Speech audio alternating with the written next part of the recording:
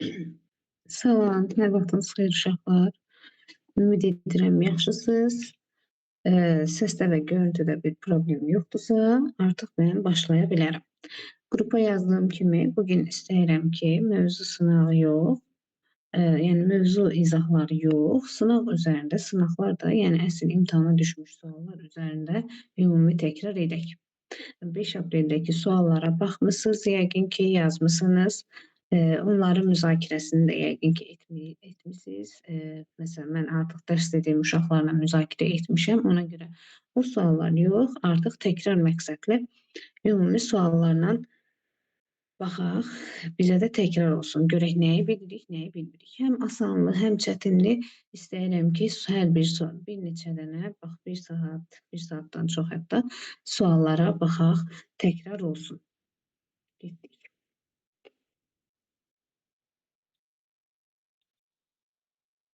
Deməli, məndə 2019-dan 2025-ə qədər suallar var və mən də istəyirəm ki, əsasən 2023, 22, 22-ci illərdən, 24, 25-ci illərdən suallara baxmış olaq. Seçək buradan suallardan başlayaq.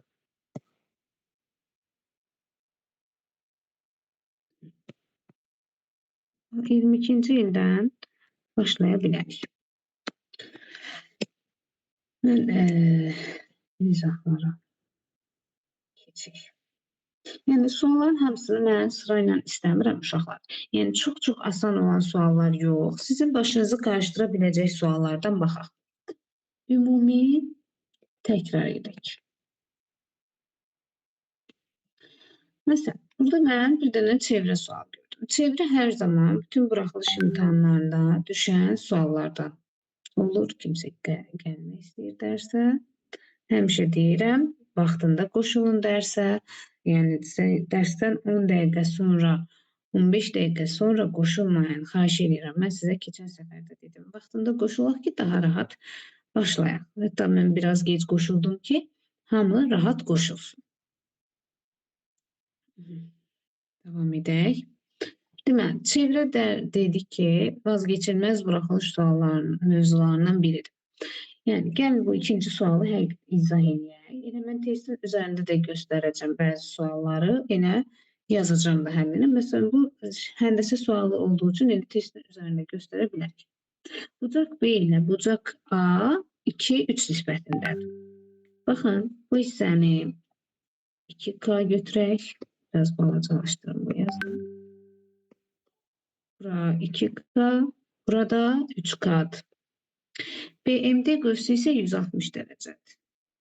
160.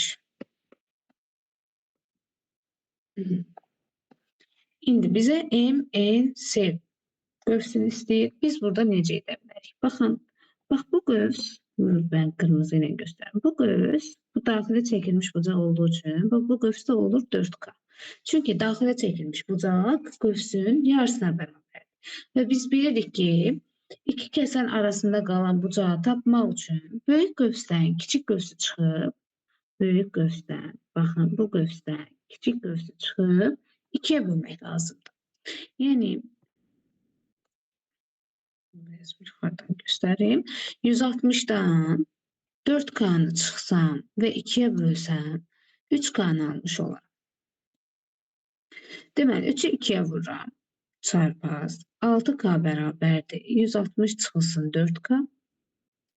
4K-nı bu tərəfə keçirəndə hər bir suala həm də fikir verin. Hər bir sualda digər tərəfə keçirəndə mənfi müsbət işarələr dəyişir. 6K üstə gələk 4K bərabərdir 160. Mənfi iddiyə müsbət oldu. 10K bərabərdir 160. K da bərabərdir 16. İndi bizdən MNC qövsünü istəyir. MNC qövsü də 4K olduğu üçün 4-ü 16-ya vururam, olur 64 dərəcə. Bax, eyni tipli suallardan imtahana düşür. Bu sualda sizin ağlınızda qalsın. Sonra görək burada nə var. Məsələn, baxın, uşaqlar, belə bir, hətta bunun daha biraz çətinliyi düşmüşdü imtahana. 6-cı suala baxaq. Açılışlarla. İstəyir bu kəsir formasında olsun. Yəni yəqin ki, imtahana düşən sualına da baxmısınız. Yəni açılışları yazıb rahatlıqla həll etmək olar. Gəlin açılışını yazaq. 10-a üstə gəl 1b. Çünki təklik 10-luq. Üstə gələk 10b, üstə gələk a. Bərabərdir. 88 vurulsun a çıxaq b. Bəzən uşaqlar çalışır 88-də a-ya vurub 88a çıxılsa 88b olmuş olur. İndi 10 ilə a-ları eyni oxşar ədləri bir toplayaq. 10 ilə a-nı toplayanda olur 11a. Üstə gələk 11b bərabərdir. 88 vurulsun a çıxaq b. Sonra 11-i çıxardıram mütərizə xaricinə. A plus b bərabərdir. 88 vurulsun a çıxaq b. 88-i 11-ə bölürəm. 8 qalır. A üstə gələk. B bərabərdir. 8-i vurub açıram artıq. 8A çıxılsın 8B. 8B'ni bu tərəfə keçirirəm. A-nı bu tərəfə keçirirəm. Mənfi 8B-dir. Axı bu tərəfə keçirəndə müsbət 9B olacaq. 8A-dır. A-nı bu tərəfə keçirəndə 8A-dan bu 1A-nı çıxıram. Olur 7A. Artıq bu da, yəni çarpaz biz bu tip ifadələri bilirik ki, çarpaz götürürük. B 7 ola bilər. A da 9 ola bilər. Və bizim ədədimiz də olacaq nə? 97. Bax, belə bir sual. Görürsünüz, yenə çevrə məsələsi var. Bu çevrə məsələsinə gəlin bir daha baxaq. Yəni, bu suala da baxa bilərik. Faiz məsələsidir. Gözünüzü, yəni baxdım, keçdim, maraqlı gələr birdən sizə. Demək, tərkibində 15% mis olan 600 kiloqram filizdən 72 kiloqram mis alınmışdır. Neçə faiz mis itkiyə gelir? Demək, tərkibində 15%. 600 kiloqram filizdən 72 kiloqram mis alınmışdır. 600 kiloqramın 15%'ini tapıram. Sıfırlar gedir. 6'nı 15'e 90. 90 kiloqram mis alınır. Mis var tərkibində. 72 kiloqram alınıb. Deməli, nə qədər itkiyə gedib? 90'dan 72'sini çıxırıq. Qalır 18 kiloqram itkiyə gedib. Yəni, bəzən elə faiz sözünü oxuyan kimi uşaqlar qorxur, amma qorxmağa gərək yox. 9-cu sualda oxşarlıq sualdır uşaqlar. Bax, keçən səfər də düşdü oxşarlıq. Oxşarlıq elə bir mövzudur ki, yəni hər zonaya düşər. Yəni, elə bir mövzu deyil ki, bu səfər düşdü, gələn səfər düşməz. Elə deyil. Oxşarlıq hər sınava, hər imtihana düşə bilər. Keçən səfər 11-lərdə birinci zonaya prizma düşmüşdü, ikinci zonaya yenə prizma düşmüşdü. Yəni, ona görə bu səfər də oxşarlıq düşə bilər. Gəlin, bu oxşarlığı həm də mövzu üzərində sizə ətraflı izahını verim. Bəzən uşaqların çox mövzu izahını da verim ki, uşaqlar çox qarışdırır. Sizin də qarışdırdığınız məqam varsa arada qalsın. Necə tapılır, necə etmək lazımdır. Deməli, uşaqlar, burada bizə yəqin ki, bir şərt verilib, yəni AB ilə CD-nin paralel olma şərti verilməlidir ki, biz oxşarlıq quraq. İndi bu da şərtlər yaxşı qeyd olunmuyor. AB ilə CD, yenə sonradan qoşulmaq istəyən var.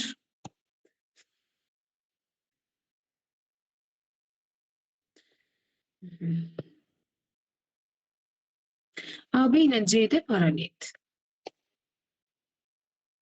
Əgər AB ilə CD paraleldirsə, çarpaz bucaqlar, baxın, bizim paralellik və onu kəsən bucağa əsasən, çarpaz bucaqlar bir-birinə bərabərdir. Yəni, bu bucağa bərabərdir. Bura alfadsa, burada alfa.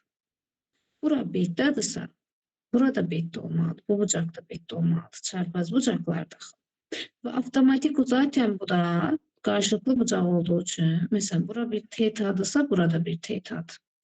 Oxşarlığa əsasən uyğun bucaqların, bunu silin.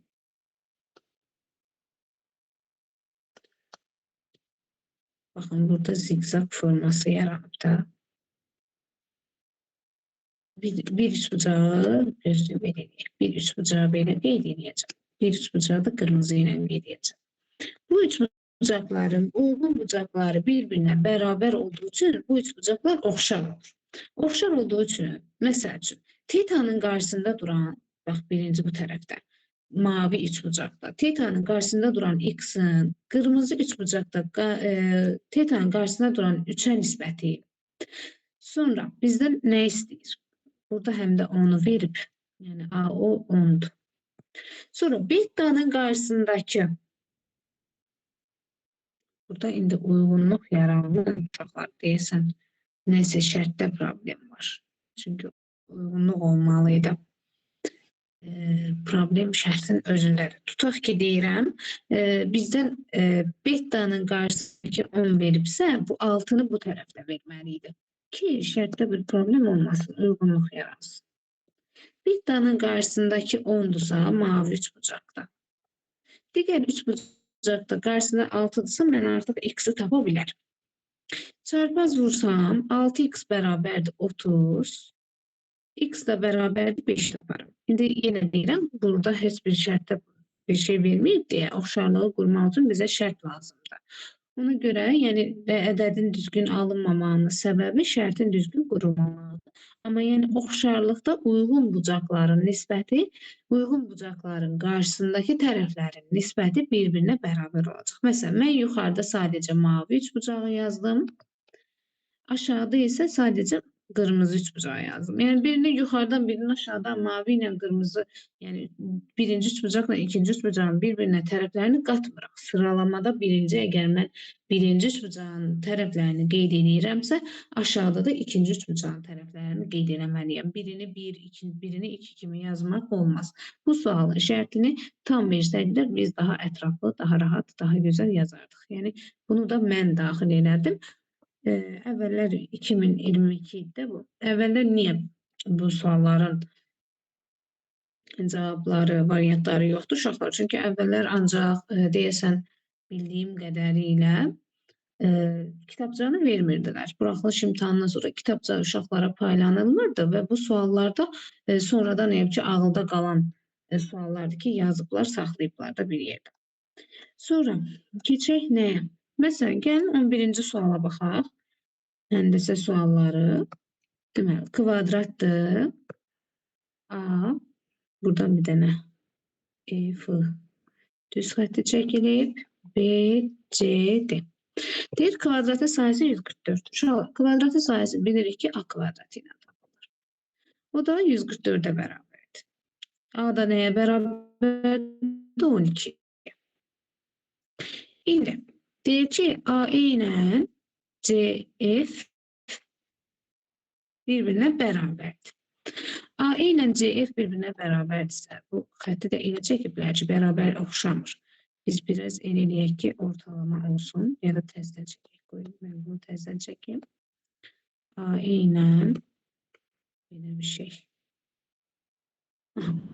A ilə CF birbirine bərabərdir. İndi mən tutaq ki, buranı x qoysam, burada x olacaq. Başqa rənglə qoyaq.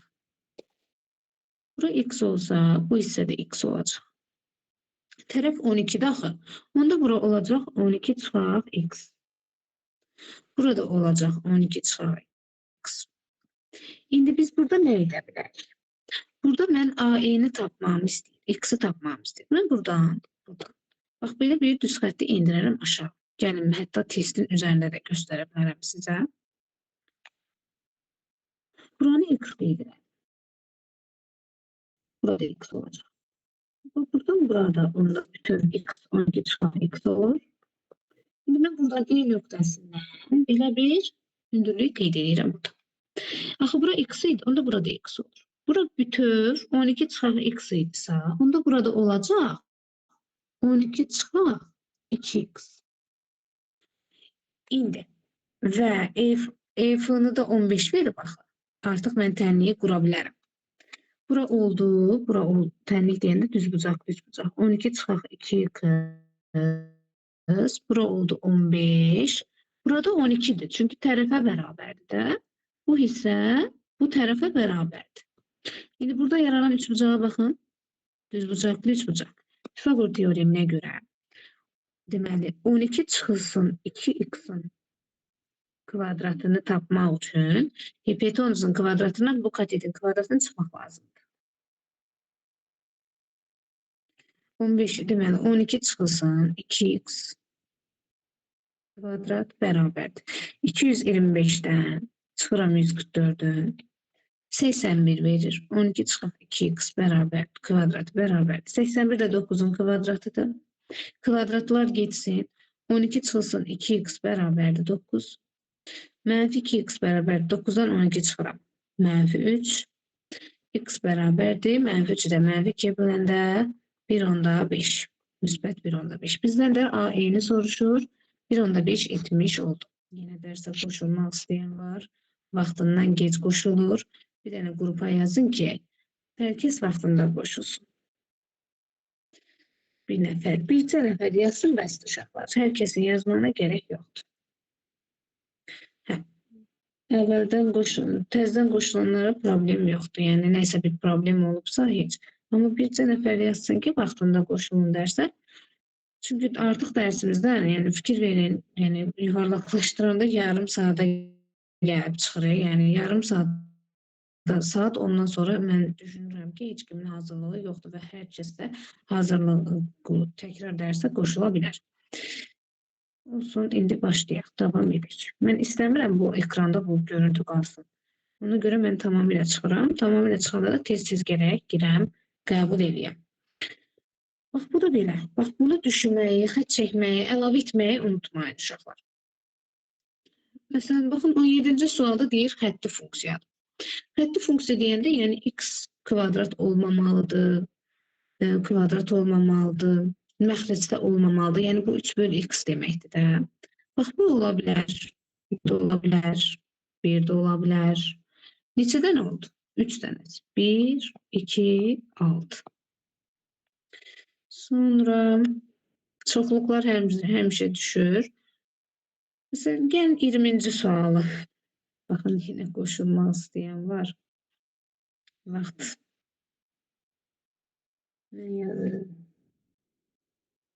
Yəni, bir dənə mən demək istəyirəm ki,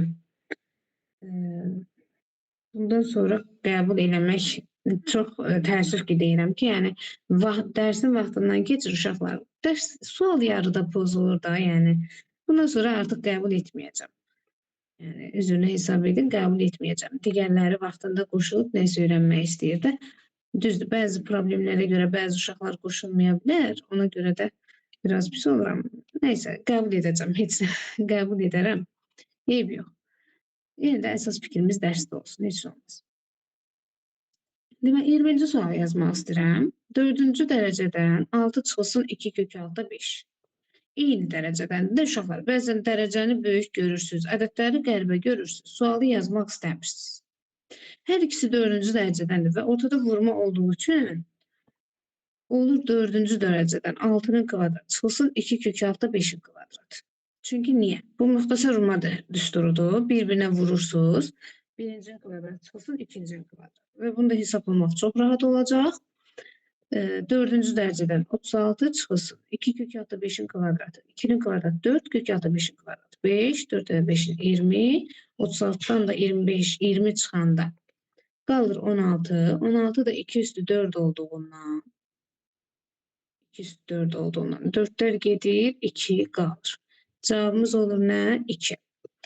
Yəni, bu da belə rahat bir sual. Vuruqlara ayrılma sualları, yəni buna da diqqətli olun. Belə suallarımız da çox düşür. Deməli, 22-ci sualda C vurulsun, x plus y. Çıxılsın, D vurulsun, x plus y. Vurub açaq, gəl. Birinci vurun açın. Cx üstə gələk. Cy çıxılsın, dx çıxılsın, dy. Burada mən deməli, Cx-la dx-i bir qruplaşdıra bilərəm. Oradan mən x-i çıxartsam, c çıxaq d alınır. Burada da cy-lə dy-də y-i çıxartsam, c çıxılsın d alınır. Və hər ikisində c çıx d vuruğu olduğu üçün c çıx d-ni çıxardıram mötərizə xaricinə x plus y olmuş olur. Bunlar biraz rahat suallardır. Sonra 24-cü sualı istəyirəm deyəm. Çox olur, düşür yəni bu tip suallar. N plus 5 vur N. Üstə gələk 8 böl N.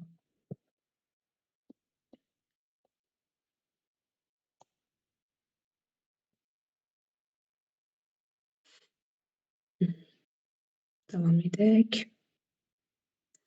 İndi hər tərəfi enə bölək, hər tərəfi enə bölək. N plus 5 vur N böl N. Bu tip suallarda hər tərəfi enə bölmək lazımdır.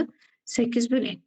N'lər gedir, yerdə qalır N plus 5, üstə gedək 8 böl N. Tam ədəd olması üçün uşaqlar neçə tam qiymət deyir. Yəni natural desəydi N yalnız natural götürərdik. Amma tam ədəd dediyi üçün tam ədədləri götürməliyəm. 8 və 8-ə bölünən tam ədədlər olmalıdır.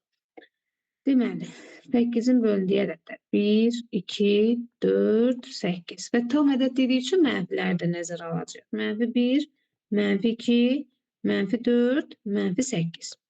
Neçə dənə oldu? 8 dənə qiymətində oldu. Amma mənfi və müsbətlərə, yəni natural ədəd isə biz onu götürə bilmərik. Deməli, istəyirəm 25-ci sualda yazam. Çünki yenə görürəm ki, bəzi uşaqlar belə sualları heç oxumaq belə istəmirlər. Nədənsə düşünürlər ki, yəqin ki, yaza bilməzlər. Amma belə suallarda diqqətli olun və oxuyun. Bəzən çox uzun və çox qəliz görünən suallar əslində çox rahat və asan suallar olur. Deməli, bərabər yanlı üçbucaq verilir. Tərəfləri 1-2 nisbətində olan bərabər yanlı üçbucaq uşaq. Yəni bu nə deməkdir? Burada. Ya məsələn 1-2 nisbət biri K, biri 2K deməkdir də. Yəni K, 2K ola bilər. Və ya 2K, 2K, K ola bilər. İndi biz bunlardan hansını götürməliyik? Əlbəttə ki, əvvəlcə üçbucaq bərabərsizliyini yoxlamaq lazımdır. Üçbucaq bərabərsizliyinə görə bir tərəf, tutaq ki, məsələn, burada K tərəfi digər iki tərəfin cəmindən kiçik, yəni bunun cəmindən kiçik, fərqinin modulundan böyük olmalıdır. 2K çıxıq K. Amma burada mən alıram ki, K kiçikdir 3K. K K'dan kiçik ola bilər? Yox. Demək, bunu qura bilmər. Amma digərini yoxlasaz olar. Məsələn, K'nı qoyuram bura. 2K üstə yenə 2K.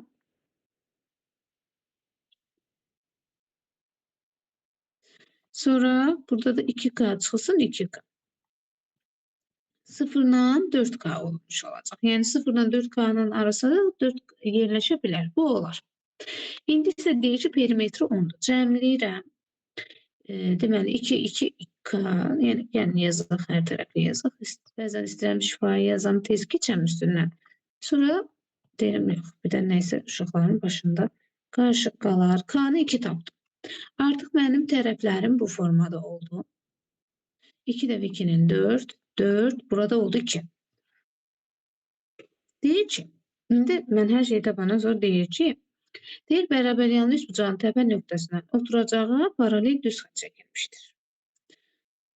Təpə nöqtəsindən oturacağı paralel düz xətt çəkilmişdir. Yan oturacağı bitişik bucaqdan bu düz xəttə qədər məsafəni tapın. Deməli, təpə nöqtəsindən oturacağı paralel düz xətt çəkilmişdir. Təpə nöqtəsindən oturacağı paralel düz xətt çəkilmir, orta nöqtəsindən paralel düz xətt çəkilir. Yəni, görürsünüz, yəni təpə nöqtəsindən oturacağı paralel düz xətt. Belə eləyə bilərik də, bir dənə paralel buradan belə bir düz xətt çəkək. Deyir, yan oturacağı bitişik bucaqdan bu düz xəttə qədər məsafəni. Yəni, uşaqlar, buradan bura qədər məsafəni soruşur. X, yəni bu üçbucağın əslində hündürlüyünü soruşmuş olur da. Mən buradan hündürlüyü çəkirəm, bir-birinə bərabərdir. Bilirik ki, bərabər yanlı üçbucaqda çəkilmiş median tənbələrin hündürlüyü hamısı bir-birinə bərabərdir. Əgər median həm də hündürlük həm də mediandırsa, tərəf olur 1. Pifaqor teoreminə görə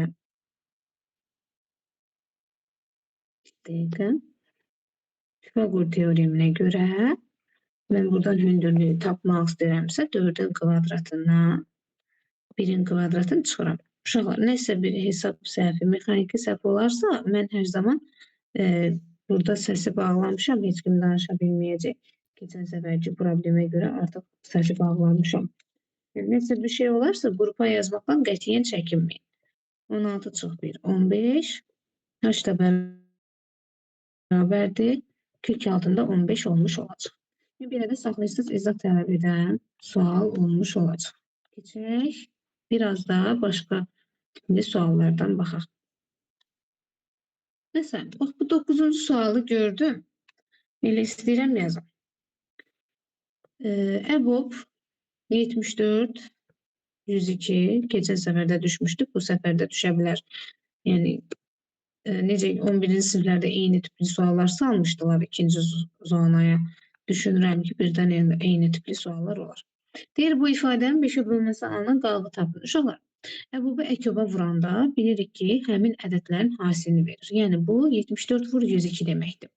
Və 74 vur 102-nin 5-ə bölünməsindən alınan qalığı istəyir və mən 5-ə bölünməsi üçün son 0 və 5 ilə bitən ədədlər 5-ə bölünür və mən burada 4-ü 2-yə vururam. Son rəqəmlər lazımdır mənə çünki 8 və 8-i də 5-ə böləndə 1 düşür, 3 qalıq qalır. Cavabımız olacaq C variantı. Çox rahat bir sual.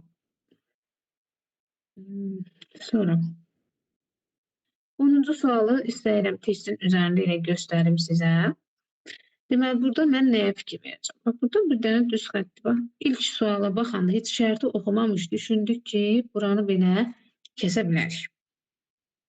Aşağı indirək də, yəni düz bucaqlı alınsın deyə. Və ona görə perimetr soruşur. Bura oldu 6.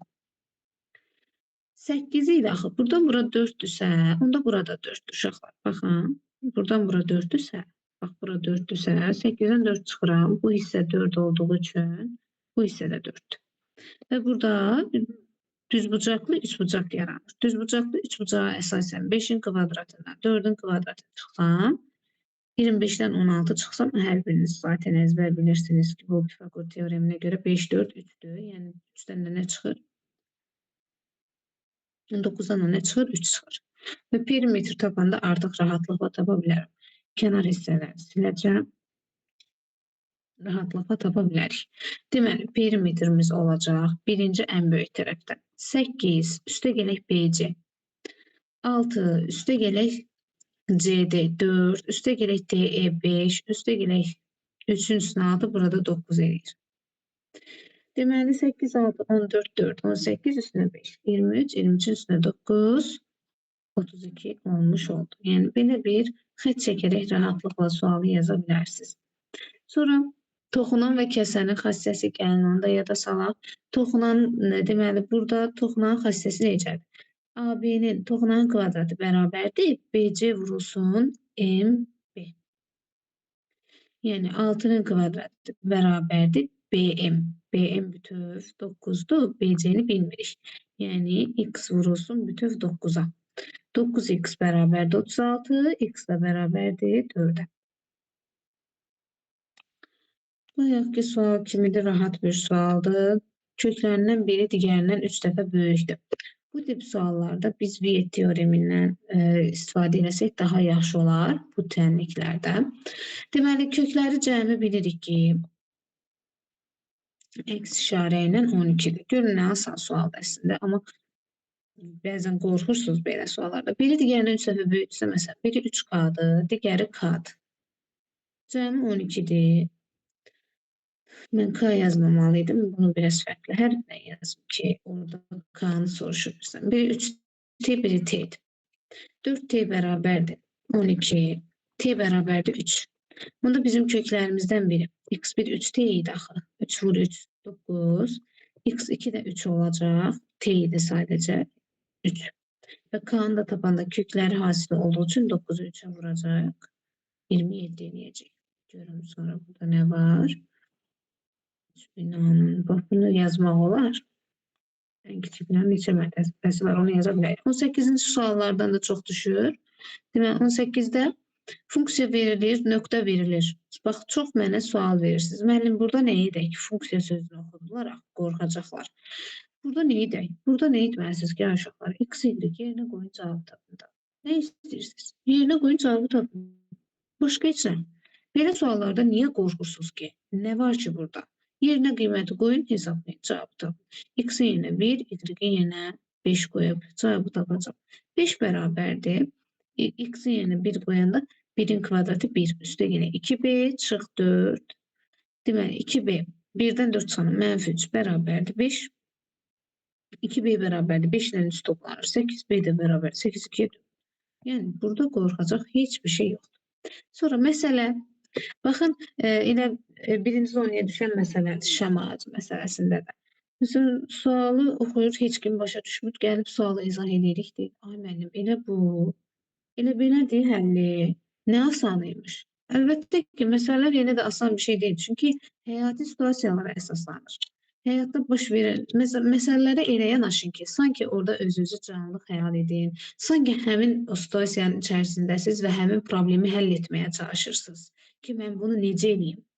Məsəl üçün, mən şagirdlərimə həmişə deyirəm ki, şirkət məsələsidirsə elə bilin ki, şirkətdə işləyirsiniz. Nə bilim, bağça, nə bilim, sahə məsələsidirsə elə bilin ki, orada bir nəsə bir iş görürsünüz, qurursunuz, quraşdırırsınız.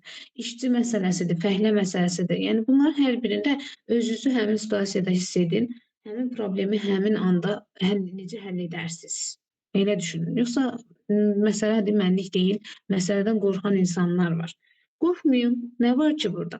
Gəlin baxaq görək bu sualda nə deyir.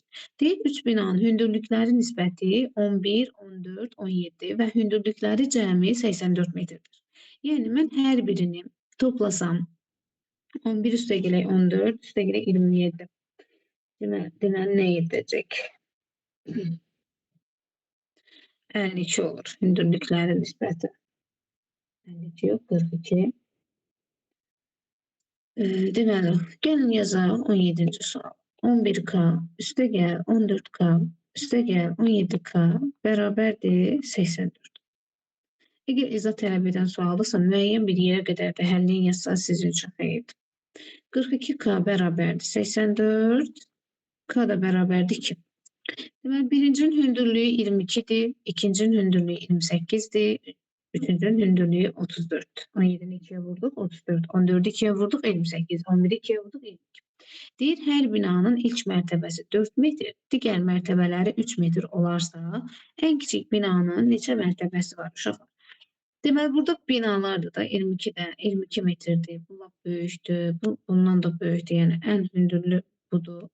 İndi mən bu 22 deyil, birinci mərtəbələri 4-dürsə, 22-dən 4-ü çıxıram, qalır 18. 18-i 3-ə bölürəm, edir 6. 6 dənə 3 metrlik mərtəbə var, bir dənə də 4 metrlik. 6-nın üzərinə 1 gəlirəm, 7 mərtəbə var. Baxın, bu 1, 2, 2, 3, 4, 5, 6. Yəni 6 dənə 3 metrlik, bir dənə də cəmi neçədən 7 mərtəbə olur. Digərində də məsələn 28-dən 4 çıxıb, bölürük 3-ə. Birbaşa yazıram 6 mərtəbə, üstünə bir 7 mərtəbə olur. 24 3 ay. Mexaniki səhvə baxın, mən də deyirəm niyə nə olsun ki. 28-dən 4, 24, 24 3-ə 8. Sonra 34-dən 4 çıxıram. Bölürəm 3-ə, 34-ə 3-ə bölündə 10, 70 olur. Yəni ən kiçik binanın neçə mərtəbəsi var? 7 mərtəbəsi olmuş olacaq. Çətin idi, məncə yox, rahatlıqla yaza biləcəyiniz bir sual olmuş olacaq. Aha, ən istədiyim məqamlardan biri çevrənin tənliyi idi, uşaqlar. Gəlin çevrənin tənliyinin həm də ətraflı qaydasını, izahını verək, uşaqların tez yadından çıxan bir mövzudur. Deməli, çevrə çəkək. Hətta keçən səfər elə birinci zondan axır sualda çevrənin tənliyi ilə bağlı bir sual idi. Çevrənin koordinat sistemində də çəkə bilərəm, amma mən istəmirəm, artıq orada qeyd etməyə gərək yoxdur. Çevrəni qeyd elədim. Bir nöqtəsi, məsələn, A ucu AC diametridir. A nöqtəsi 5 mənfi 3-dür. C nöqtəsi isə mənfi 3-dür. Qəşəng sual oldu, çox yaxşı oldu. Mənim üçün ki, mən bu sualı sizə izah edirəm. Deməli, çevrənin tənliyini yazmaq üçün bizə çevrənin tənliyinin göstərək əvvəlcə. Deməli, x çıxılsın a-nın kvadratı, üstə gələk y çıxılsın b-nin kvadratı, bərabərdir r kvadratı. Uşaqlar.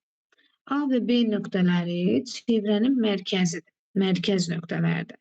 Və mən bu çevrənin mərkəz nöqtələrini tapmaq üçün AC parçasının orta nöqtəsinin koordinatlarını tapmalıyam. Yəni, o, A və B nöqtələridir.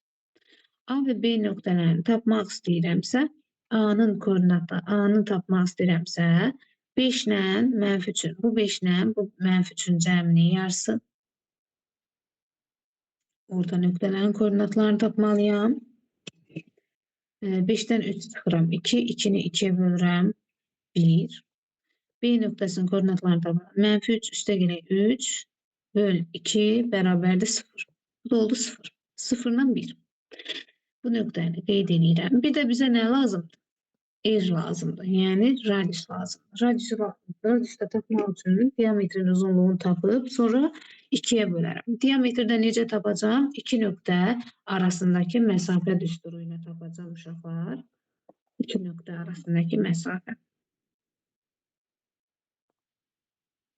Yəni kimdə istəsə daha sonra bunu da videodan da baxıb qeyd edə bilər. 2 nöqtə arasındakı məsafə düsturumuz deməli kök altında tutaq ki AC məsafəsini tapıram.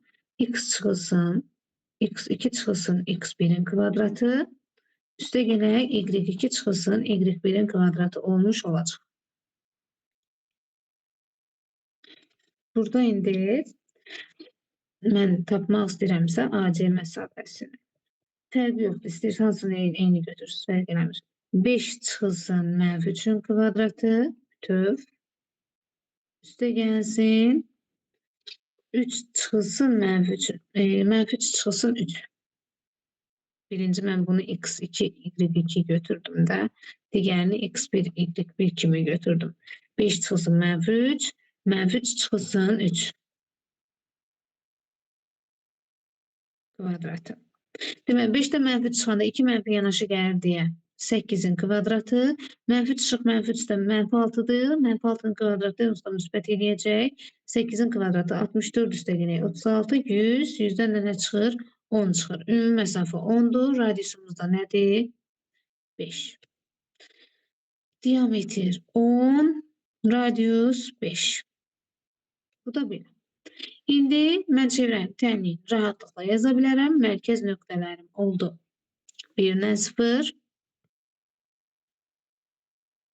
Radiusum oldu 5. Artıq yaza bilərəm. Yəni, əgər heç bir mexaniki hesab səhvi etmədiksə, heç bir problemimiz yoxdur və yaza bilərik. Varsa da əgər uşaqlar mənə bildirə bilərsiniz. Deməli, tənliyimiz olacaq. X çıx 1'in kvadratı. 0 olduğu üçün sadəcə Y kvadratı olacaq. Bərabərdir R kvadratı 5'in kvadratı ilə 5. Bax, bu formada olmuş olacaq bizim çevrəmizin tənliyi. Keçək. Aha, cavab da yeniymiş. Baxdıq ora. Keçək biraz, görüm ehtimalla bağlı suallar istəyirəm. Məsələn, bax, bu 9 tipli suallar çox düşür. Çox düşür. Kökdən qorxanlar. Kök altdan niyə qorxursunuz? Qorxmayın. Deməli, kök altı qüvvətlər bir-birinə vurulur da. 8'i 2'ye vurursunuz. 16'dan nə çıxır? 4 çıxır. Üstü 4 81. Biraz geçsin də nə istəyirsinizsə. İnşallah ki belə şeylər düşər. Bir də uşaqlar, sadə bölənlər sadə vuruq. Mən onsuz da natural ədədlər 1-ci dərs izahında demişdim bunu. Sadə bölənlər sadə vuruqların bir-birinə qarışdırmayın yəni. Onlar hamısı fərqlidir. Sadə vuruq deyəndə bütün vuruqların hamısı, amma sadə bölən deyəndə sadəcə sadə olan hər bir ədəddən, hər bir vuruqdan bir dənə götürmək lazımdır. 11 ilə 29 hər iki sadə ədəddə 2 dənə sadə vuruq var. Bu qədər rahat. Aha, gəldik 7-ci suala. Çox sevdiyim suallardan biridir. Yəni, xüsusi bir sual deyil. Yəni, çox sevdiyim sualdır. Niyə dedim? Çünki imtahana düşəndə uşaqların başı qarışır. Elə nə yaxşı ki, sevindim ki, bu sual qarşımıza çıxdı və mən sizə bu sualı izah edəcəm.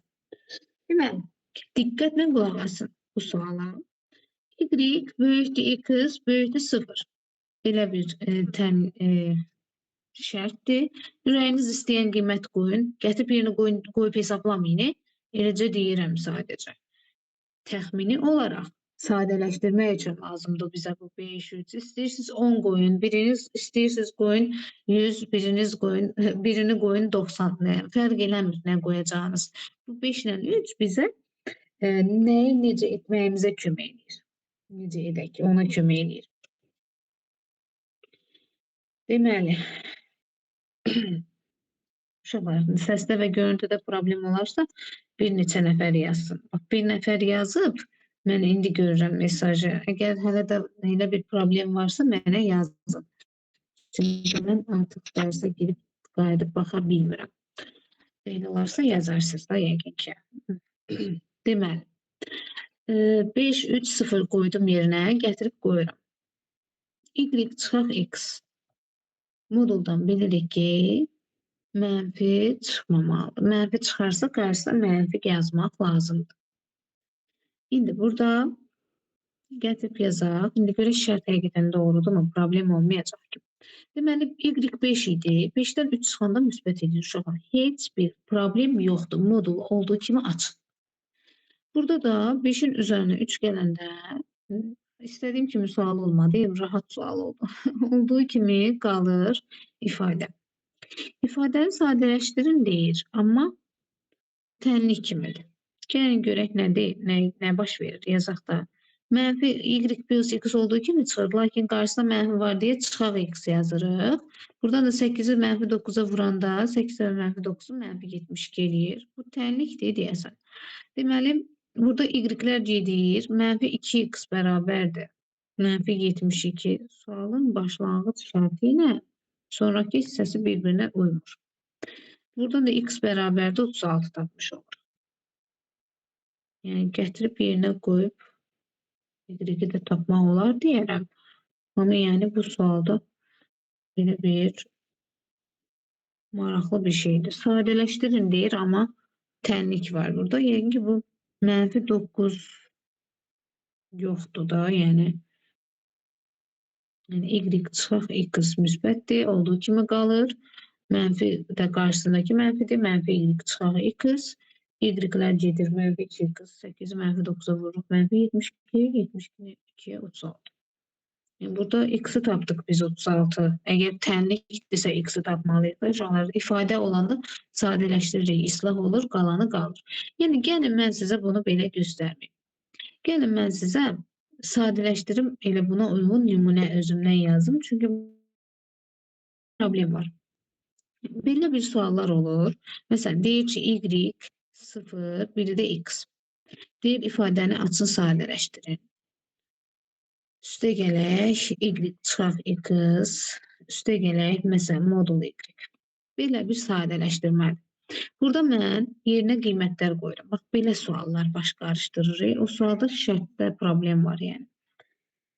Belə suallar baş qarışdırır. Gətirib yerinə qoyanda, baxın, x 2'dir. 2 çıxaq 3, mənfi 3. 2 mənfi yanaşı gəldi ilə müsbət olur. Ona görə heç bir problem yoxdur. Ona görə olduğu kimi açıram x çıxaq y kimi. Bu tərəfdə mənfi 3 çıxaq 2. Mənfi bir şey deyir axı. Ona görə mən bunu bu formada aça bilmərəm. Mən bunu gələk tərsinə çıxarım, mənfi olmasın. X çıxaq y kimi yazmalıyam. Y, modul y özü sıfırdan kiçik olduğu üçün mənfi deyə mənfi çıxacaq. Və mən bu ifadəni sadələşdirəndə yazacaq 2x, x-lar bir toplanır, çıxılsın 3y. Və ifadə sadələşdirib belə formada da qalmalıdır. Yəni ifadəni sadələşdirməyi ilə tənliyin cavablarında tamamilə fərqli bir sual oldu. İndi keçək, baxın 11-ci sualdan. Bu neçənci ildir uşaqlar? Eyni sual deyəsən bu ilki buraxılışa da düşüb. 5 qısır, 5 üçün 15. Deməli, ordinat 3'də 20, 25'e 4. Yəni bu sual neçənci ildir baxaq. 24.04.2022-ci ilə düşən sualı 2026'da təzədən baxın indi elə qarşımıza çıxdı. Səhv etmirəmsə qoyun deyim də neçənci sual idi. Qrupu atmışdıq biz. Bu suallardan atmışıqdı. Qrupda vardı. Həqiqətən buydu mu? Yəni bu sualıydı mı? Yoxsa mən mi qarışdırıram? Başqa yerdən işlətmişəm uşaqları. Deməli. Eyni sualdır. C variantında 59-cu sual. Eynisidir uşaqlar, görürsünüz. Eyni imtahanda bax buraxılışa düşən suallar bax indi də düşüb. Ona görə yəni mən sizə tövsiyə bildirim ki, bu mən sizə atmışam da bunun PDF-ini. Bu testləri təkrar işləyib işləsəniz imtahana elə daha yaxşı olar. Sonra keçək. Məsələn, burada bir dənə çevrə gördüm. Çevrəyə baxa bilərik. Çevrə sualları həmişə uşaqlara çox qorxuducu gəlir, amma gəlin baxaq görək nə deyir. Deməli, növbəti dərs əgər istəsəniz, növbəti dərsdə yenə eyni şəkildə belə suallara təkrar baxa bilərik. Qrupda bildirərsiniz, yaxşı olar. Bir də qrupa çox adi mesajlar yazmağa gərək yoxdur. Vacib sözlərinizi yazsanız çox yaxşı olar. Çox sevinərəm uşaqlar. Çünki əlavə sözlər vaxt itkisidir və digərləri mənim yazdığım mesajlar isə görünmür və mən də istəmirəm ki, qrup mesaj bölməsini bağlayım. Deməli, BDA 70 dərəcədir. BOD bucağını soruşur. Uşaqlar, BDA deyirsə, buradan bir dənə mən çəkirəm. Bu 70 dərəcədirsə, deməli bu vətərlə toxunan arasında qalan, bax bu qövs var. Bir dəqiqə. Bax, bunun arasında qalan, vətərlə toxunan arasında qalan bucaq söykəndiyi qövsün yarısına bərabərdir. Yəni, BD qövsünün yarısına bərabərdirsə, BD qövsü 140-dır. BD qövsü də mərkəzi bucağa bərabər olduğu üçün elə cavab olacaq 140. Baxın, çoxsu məsələn bu sualı bilməyəndə yazır. 70-dir, 35 götürür. İndi 140 götürənlər də olur, 35 götürənlər də olur. Qaydada bax bu formada olacaq. 15-ci sual istəyirəm, funksiya sualıdır. Mütləq şəkildə istəyirəm ki, buna da baxaq. Sualların bəzilərini səhv köçürüblər. Ya nəsə gözdən mi qaçır? Bayaqki sualı mən yenə baxaram. Yəni, sualda nəsə gözdən qaça da bilər. Yəni, ola bilsin ki. Deməli, K ilə B-ni istəyir. Uşaqlar, B, Y-i kəsən nöqtədir. Yəni, nöqtə. Yəni, cavab 3. Y-i kəsdiyi nöqtə 3-dür. Bax, buradakı 3, ha. Buradakı 3. Bu Y, bu X. K-nı isə biz necə tapırıq? K bərabərdir. Mənfi B bölü X qaydası ilə. B'miz 3'tür. Düz durumuzda qarşısında mənfi 3 olur. X'imiz da 3'tür. 3'ü bölü mənfi 1. Yəni, baxın, həqiqətən də kör bucaq yaranır. Kör bucaq olanda mənfi qiymət alırdı demişik. Deməli, B 3'tür. K mənfi 1'dir. 3 ilə mənfi 1'in cəmi. Əlbəttə ki, 2. Çox rahat bir sual. Sonra nə var burada? Hə, bax, belə bir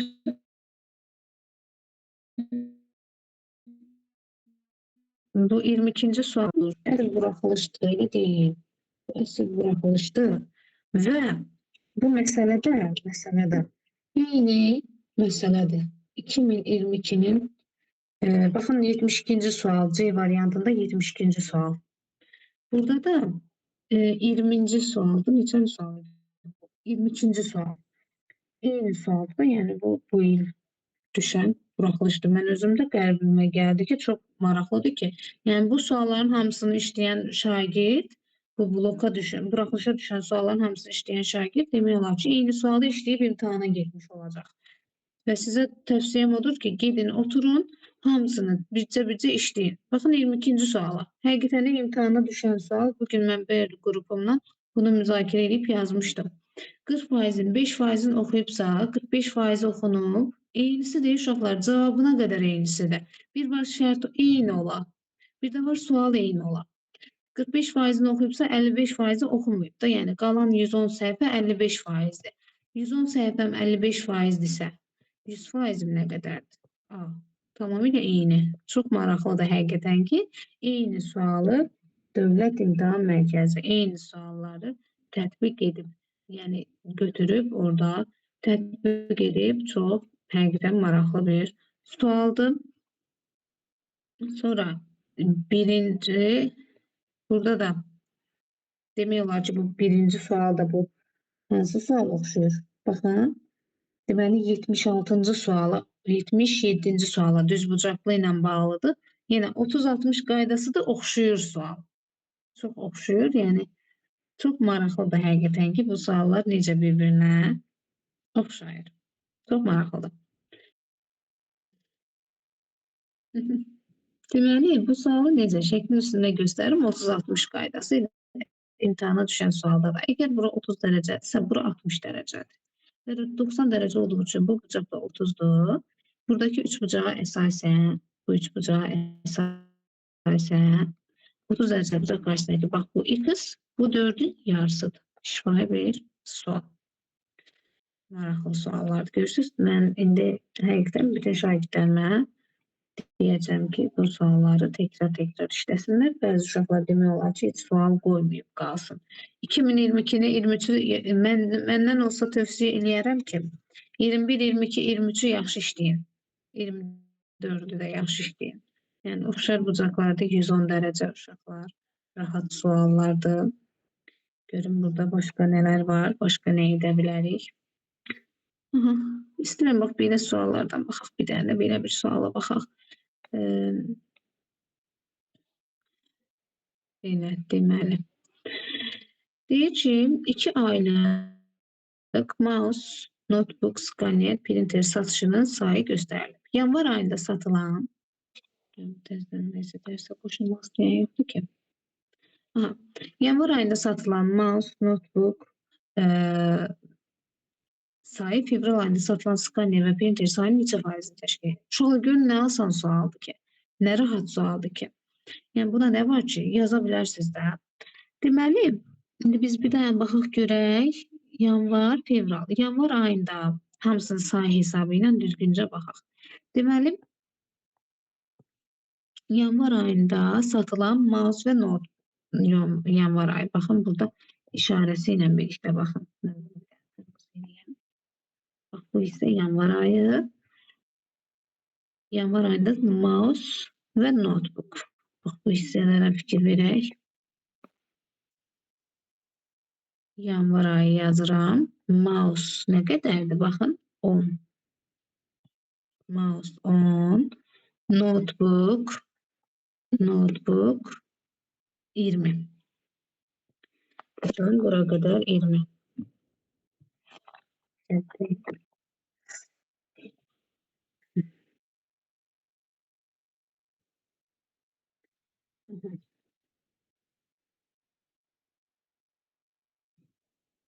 Deməli. Mouse 10, notebook 20.